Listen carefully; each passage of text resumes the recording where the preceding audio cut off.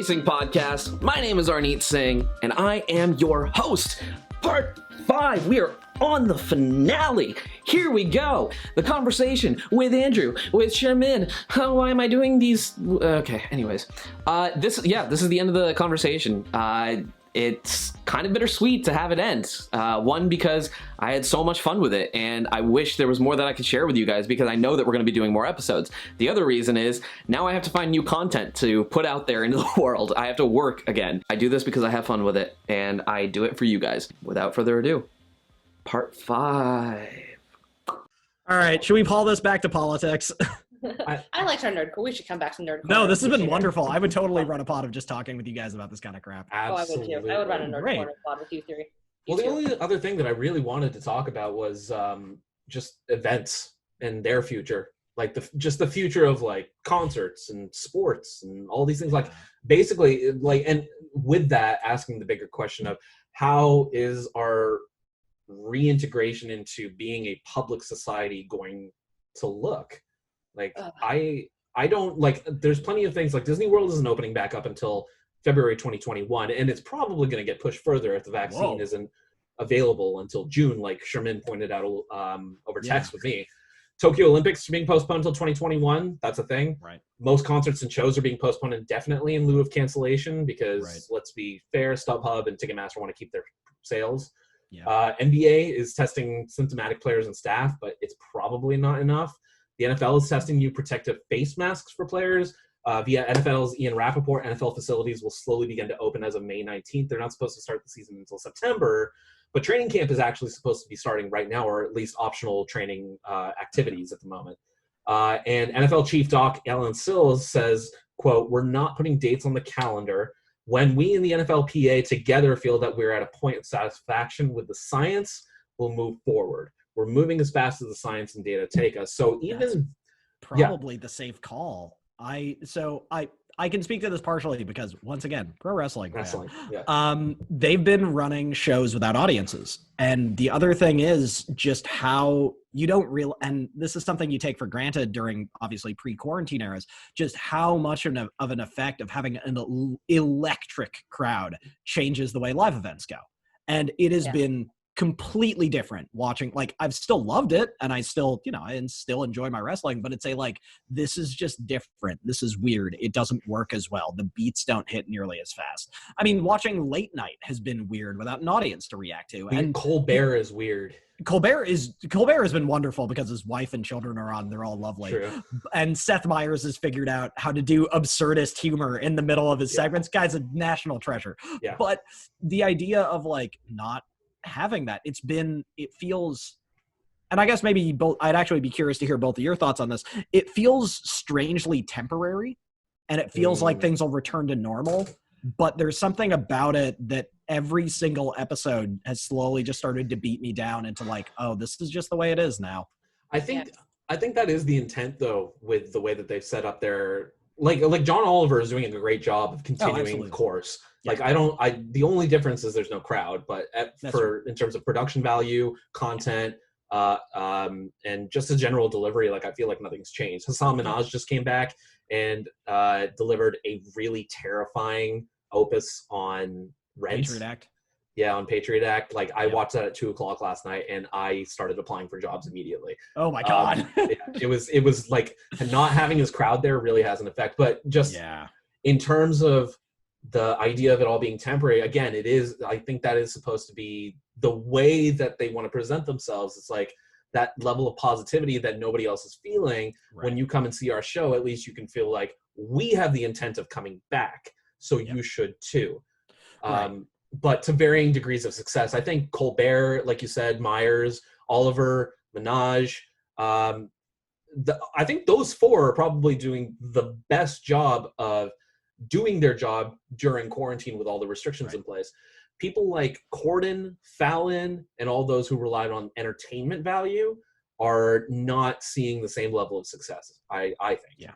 Well, I think New York's theater scene is just terrified right now because it's what's going to happen when we open back up? Is Broadway going to open back up? What shows are going to be on Broadway? When can we start things again? And already numbers on Broadway were tanking, aside from Hamilton. Yeah. Well, and I'm wondering how many of them who were actors living paycheck to paycheck are suddenly wondering if this is going to be the correct field for them. I was actually thinking about this earlier today. I'm like, the number of artists who, just due to how fragile the life of an artist is in America, the amount of quality art that we are going to see, I think, for the next generation is going to take a massive downturn. Oh yeah. Because people just don't have the ability to do it anymore. It requires too much to say, go out there, make stuff that people might enjoy, and maybe they'll pay you for it. Again, there's no social safety net in this country. Precisely. If you want kids, your kids will be screwed. Like, you need a social safety net to have an art community. And I'm probably a little bit further to right than most of my friends, but like there are very good selfish reasons for even neoliberal people to support good social safety nets. Part of that is like, do you want a flourishing culture? Yeah. Do you want a flourishing art community? Do you want theater? Do you want like nice things? You have to support them. Because if you buy into the system. Right. Well, because if you want that stuff, you need ways for those people to easily be able to obtain insurance, because theaters aren't about to start offering that. You need ways to be able to apply for unemployment in between positions. You need to keep them stable. They need to live. Art doesn't. You need to unstigmatize unemployment, because absolutely, the reality is, as an actor or a screenwriter or like an artist, you will not always be employed. That doesn't mean you're lazy or a bad person or like not a good artist. You will not always be employed. It shouldn't be embarrassing. It's just part of the job. Yeah.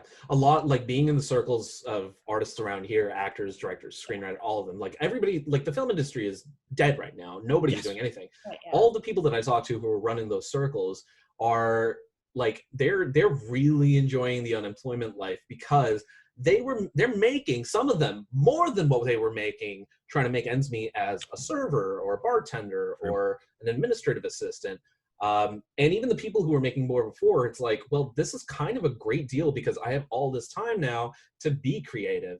And I think that's a really important thing for people to understand, that we're not looking at this, at least in these circles, we're not looking at this as like embarrassing that we didn't make the right choices in life. We're taking it and we're saying, this is our time to use what the government is giving us to be the things that we want to be, or do the things that we want to do. Oh, I'm really glad to hear that. Yeah, that's great. I know it's probably not it's not unanimous. Like, obviously there are plenty of people who are like, I could be doing better things right now. But absolutely. Like, I just did a film with a director friend of mine, a feature film, entirely during quarantine. Like, that's the level of creativity. Really impressive. It's crazy. It's coming on Amazon. Once we get a date, I'll give it to you guys. But sweet. It's literally just about a group from all over the country who get on Zoom calls and talk about their favorite crime podcast, and like talk about the cold case that's going on and all that. And like, it actually sounds pretty awesome. It sounds awesome. I've been doing the social media for it. It's been really fun, but like, it's just so interesting and fun to see that level of creativity still happening. Yeah. But in terms of unemployment and stuff, like, this is giving us the time to do that. And in order to destigmatize unemployment, I think everybody has to have a bit of a mentality change. They have to see what they can do to almost like to merit it. Is that a weird way of putting it? Like, to merit taking that unemployment and not acting like, because I can see what you mean. But that also, in a way, it kind of makes me sad, because it's like we have such a capitalist society. It's like, oh, you always have to be doing something. You have to be productive. I agree with that as well, where it's like, you shouldn't feel like you need to earn the unemployment that is your right. You know what I mean? You are a contributing member of society, and you always were. You don't need validation of money to prove that you were a functioning member of humanity. Like, I get that. Like, from the perspective of like, oh, I have all this time, and time is a gift. Like, time is valuable. That's the big thing. We have a finite amount of time in our life.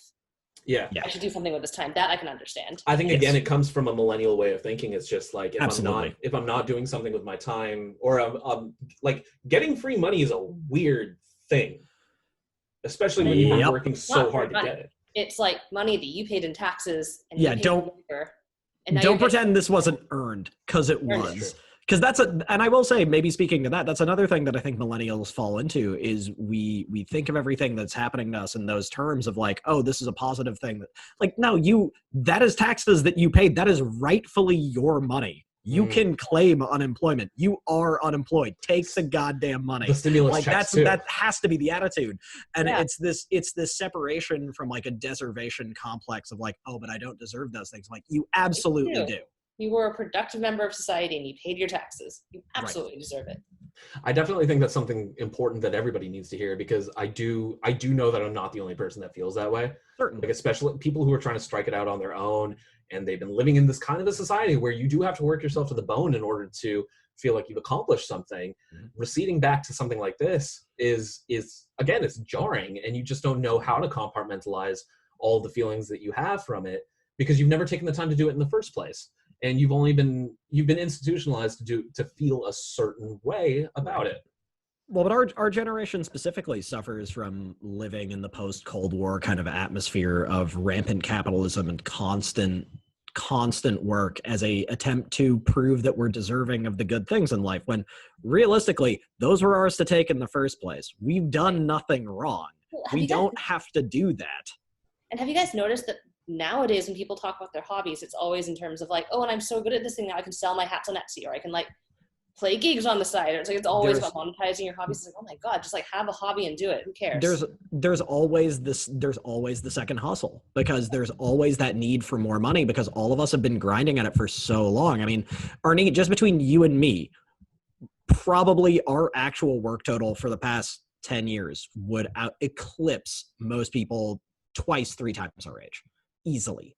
Okay. But the problem is that you and I were doing that for significantly less money. I don't know about you, but I was definitely working for barely above minimum at 2 positions constantly for 10 years. The undervalue thing is, I think, universal.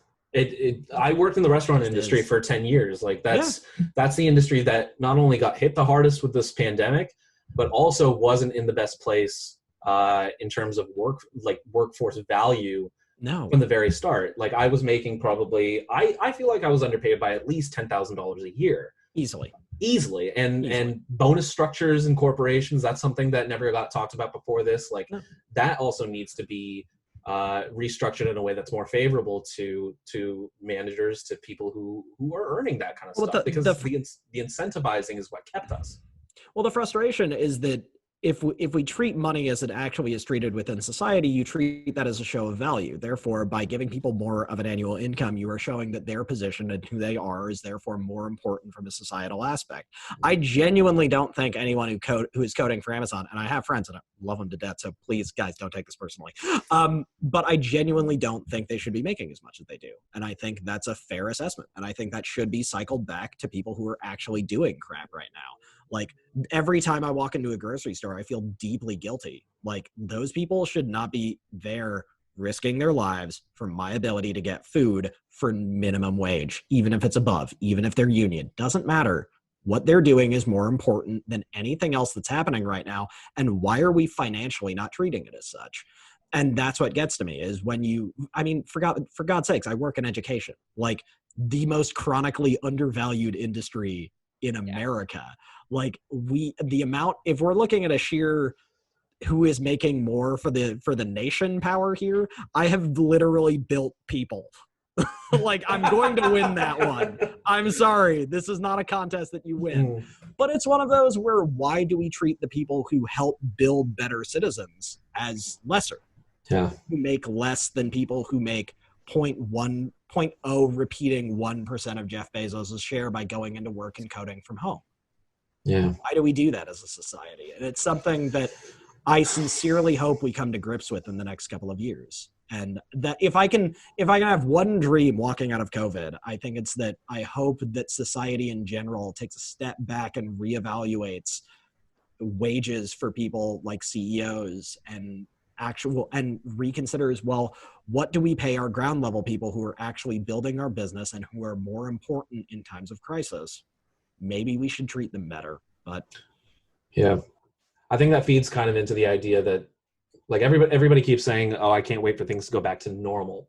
But what was that? Right. What was normal? Normal didn't work. Normal was this idea that had been ingrained in us from God knows when, that this is the way that the world works. And it shouldn't be. And I do believe that there needs to be reform, especially in the education sector, where I've had friends who have had to go through rigorous training and classes and certification in order to go into a job where they may not be able to make ends meet for themselves, let alone have supplies to do their job, to like I have friends who were going into the teacher's workforce who had to pay for their own supplies for their kids. Yep. Like that's still a thing that hasn't gone away just because we're in the 21st century. That's actually part of what got to me about Biden's original campaign premise. Don't get me wrong. I am absolutely voting for that man. That's not even a question. But his original campaign premise when he started off was, I can put Pandora's box back together. No, you can't. Normal sucked for a huge chunk of America. Normal is what got us Trump. Normal is what got us all of this. Normal sucked. I don't want to go back to normal. I want a better world out of this, and I don't think that's unreasonable. You know what? I feel like if anything comes out of this episode, I want people to feel like they're coming into a circle of friends who care deeply about the people around them and the world that they live in. Yeah. And I want people to feel inspired to talk about the topics and the issues that they feel as deeply about and actually affect change. Because I think like the theme that's been running through this podcast is, can we get the fire? Can we get the motivation to go ahead and change the world that we live in? And I do think that's possible, but we have to have the right mindset. And we have to have these kinds of conversations where we're very open about what's going wrong, what's going right, which is also just as important to talk about, and be able to make inferences that ultimately we can implement and see successful and benefit everybody. So I thank you guys for that. Yeah, on signs of positivity, if we want to end this on more positive notes, I am sincerely very happy that healthcare workers are finally getting treated decently. Even if they're not getting paid better, that'll happen over the next couple of years. I'm super happy to see nurses getting the respect that they deserve. Vaccine from Moderna is apparently on its final couple of test runs. They're moving testing to up to 600 people, so they'll be potentially even get it up and running by December, which is a good deal. So there's that. As someone who's like trying to plan a wedding. As somebody who's trying to, continue existing in a society that functions. Did you finally decide on a date? You go in September? Not sure. I think probably going to go September next year. That's amazing. Well, congratulations. September this year, so. Yeah, well, about that. So. Yeah, we got lucky. I think September next year is the safest. Who knows? Who knows? That's a good call. We need a vaccine. That's the thing. Yeah. Well, as long as you and Kippy are happy together, that's all that matters. That is all that matters.